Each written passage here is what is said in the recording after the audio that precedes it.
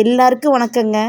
நமக்கு ஒரு கஷ்டம் அப்படின்னா நம்ம அம்மா அப்பாவுக்கு அடுத்தது நம்ம ஓடிப்போய் நிற்கிறது நம்ம தெய்வத்துக்கிட்ட தாங்க. நமக்கு தொடர்ந்து கஷ்டத்து மேலே கஷ்டமாக வருது, கடவுளை நம்பி என்ன பண்ணுறது அப்படின்னுலாம் சில நேரம் மனசு தோணத்தான் செய்யும். ஆனால் உண்மை என்னென்னா, நமக்கு வர்ற கஷ்டம் எல்லாமே நமக்கு விதிக்கப்பட்டது தான். அதை நம்ம அனுபவிச்சு தான் ஆகணும். எந்த வகையிலனாலும் அதை அனுபவிச்சு தான் ஆகணும். சாமி கும்பிட்டா எந்த கஷ்டமே வராது அப்படின்லாம் இல்லைங்க. எல்லாத்துக்கும் எல்லா கஷ்டமும் வரும்.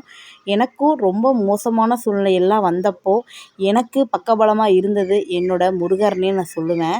மருதமலை முருகருக்கு தம்பிக்கு மொட்டை அடிக்கிறதா ஒரு வேண்டுதல் இருந்துச்சு.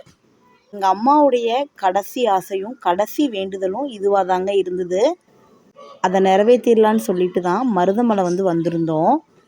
நமக்கு என்னதான் கஷ்டம் வந்தாலும் அதை தாங்கிக்கலாம்.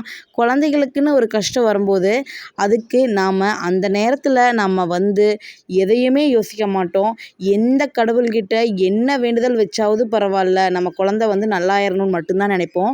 அப்படி தான் எக்கச்சக்க வேண்டுதல் வச்சுருக்கோங்க. இப்போது ஒன்றொன்னா அதை நிறைவேற்ற ஸ்டார்ட் பண்ணியிருக்கோம்.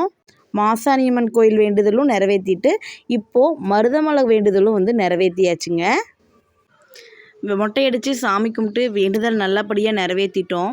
இருந்தாலும் மனசுக்குள்ளே இருந்த ஒரே ஒரு குறை, எங்கள் அம்மா வேண்டுதலை எங்கள் அம்மா இல்லாமல் நாங்கள் நிறைவேற்றுறது அப்படிங்கிறது தான் ஒரு மனசுக்கு ரொம்பவே ஒரு பாரமாக இருந்துச்சுங்க. இத்தனை கஷ்டம், அம்மாவுடைய இழப்பு, இத்தனை பிரச்சனையில் இருந்தும் ஏதோ ஒரு வகையில் ஏதோ ஒரு ரூபத்தில் எனக்கு ஒரு ஆறுதலையும் ஒரு தைரியத்தையும் முருகர் கொடுக்குறாருன்னு தான் நான் சொல்லுவேங்க.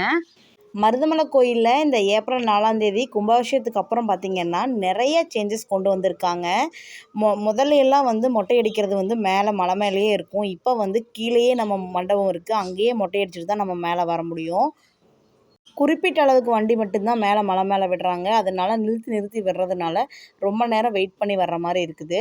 இதுலேயும் செவ்வாய்க்கிழமை, ஞாயிற்றுக்கிழமை, சஷ்டி, கிருத்திகை அந்த மாதிரி முருகருக்கு உகந்த நாட்கள், விசேஷ நாட்களில் பார்த்திங்கன்னா கார் எல்லாமே மேலே அலோவ் பண்ணுறது இல்லைன்னு சொல்கிறாங்க. நீங்கள் மருதமலை கோயிலுக்கு போகிற பிளான் பண்ணுறீங்க அப்படின்னா கரெக்டான நீங்கள் போகிற அன்னைக்கு எந்த மாதிரி அப்படின்னு சொல்லி தெளிவாக கேட்டுட்டு அதுக்கு தகுந்த மாதிரி நீங்கள் டைம் மேனேஜ் பண்ணி பிளான் பண்ணுங்கள். நாங்கள் காலையில் கொஞ்சம் நேரமே வந்துட்டோங்க. காலையில் ஒரு 6 மணிக்கெலாம் வீட்டிலேருந்து கிளம்புனதுனால கிட்டத்தட்ட 10 மணிக்கு எல்லாமே மொட்டை அடித்து அவன் தம்பிக்கு குளித்து மேலே சாமியெல்லாம் கும்பிட்டுட்டு நாங்கள் 10 மணிக்கு எல்லாமே மலையிலேருந்து கீழே இறங்கிட்டோம்.